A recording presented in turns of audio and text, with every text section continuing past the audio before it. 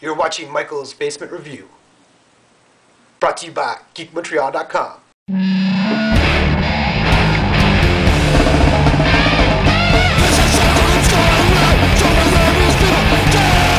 Hello. Today we're going to be talking about Final Crisis 507. What I do like about this series is that Grant Morrison has some truly unique original ideas that aren't used anywhere else. Like, for example, the Never-Ending Bullet, the Reincarnation of the New Gods, even the way it's presented, the information is displayed from an issue-to-issue basis.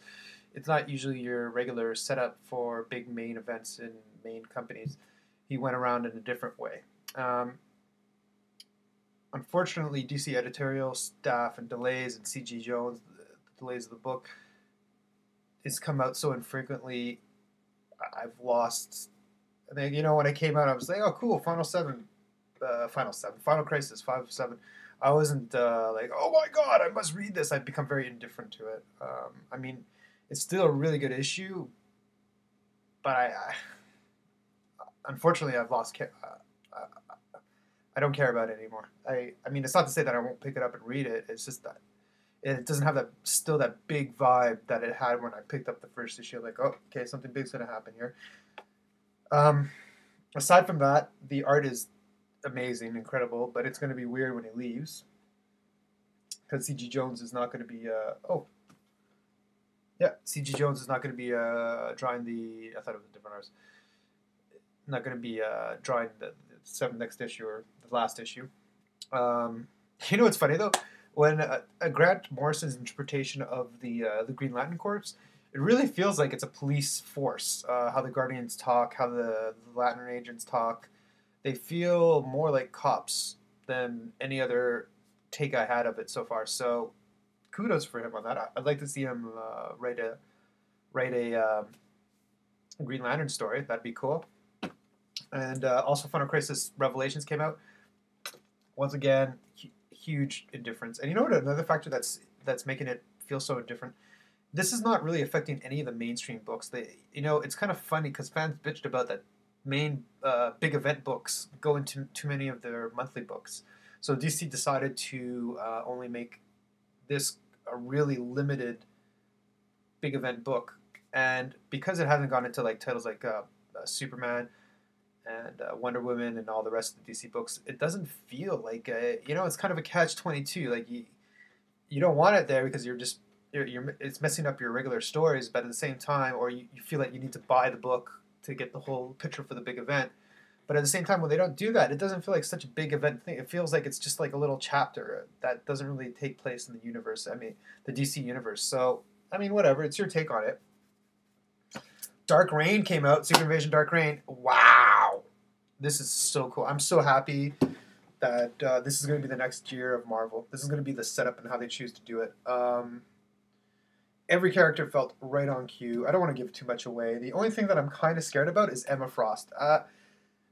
Back to Grant Morrison again. He spent such a good time putting her on the team of X. Like, he built her up. Like, she's on the X-Men, in the new X-Men when Grant Morrison was writing that. He put Emma Frost on the team. Now, just because she was an X-Men, and still to this day, she doesn't, she's still a villain.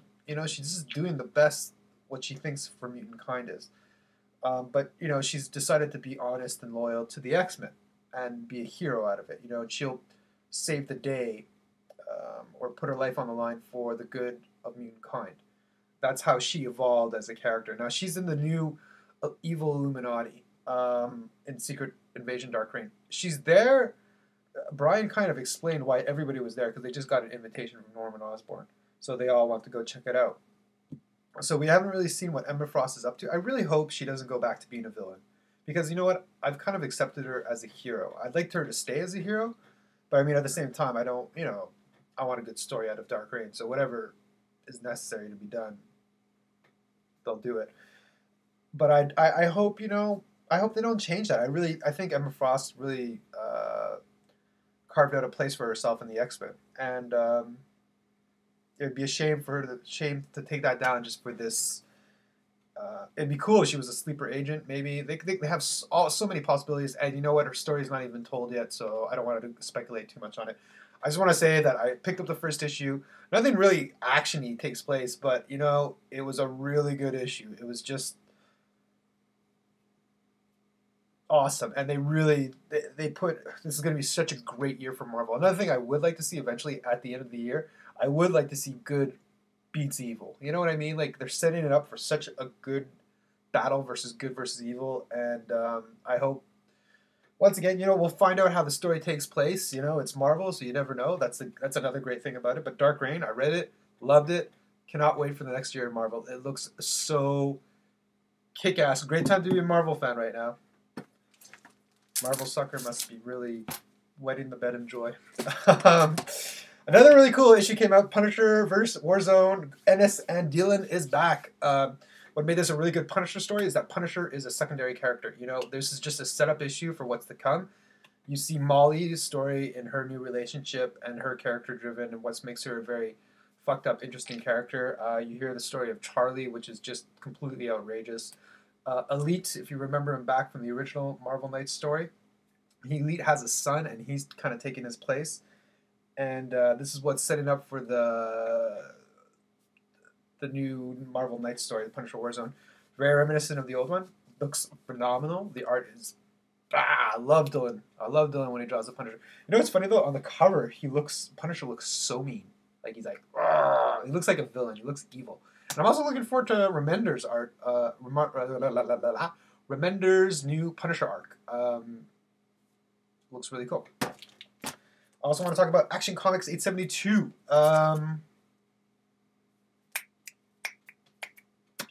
Yeah. Okay, so they are pushing along the story. And in this one, they are really bringing to a confrontation of the Kryptonians that killed the Science Police. So they're really forcing that confrontation, and they're setting it up for a big fight between humans and Kryptonians. And they're moving that along storyline, and it's great. I love the new Krypton arc. The only thing that that threw me for a loop was the Monster Commandos. There's a group of monsters, and they're in the army. It seemed too quirky that it belonged to that story arc. I didn't really care for it. I mean, I don't uncare for it. It's just classic DC that Jeff Johns wants to bring back into the mainstream. That's what he does. He takes classic elements of DC and he modernizes them. So of course he's going to be doing that. But I felt like it was out of place. I don't know my his Superman history. I don't know if that was a big part of his life once upon a time. But I didn't really care for it. I didn't. It didn't get me all upset that it was in those it's ruining everything. It didn't get me like that at all. No, but I could have done without it. But I don't really care that much. Two things that I want everybody to be reading this week: Secret 6-4. If you're not picking up the series, you are absolutely fucking crazy. That's it. Your brain is out the window. Your waist don't. What's wrong with you? Crazy. And also, Amazing Spider-Man. I'm just loving this, man. It's,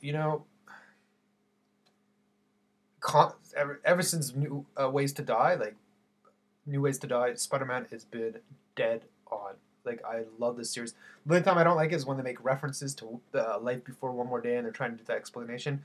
The new arc, how they're going to try to explain Harry Osborn's death, I'm kind of just like, you know what? You guys got some great issues coming out. I don't know why you want to try to F it all up and try to make everybody happy by trying to explain his death. Just, you know what? Let it go.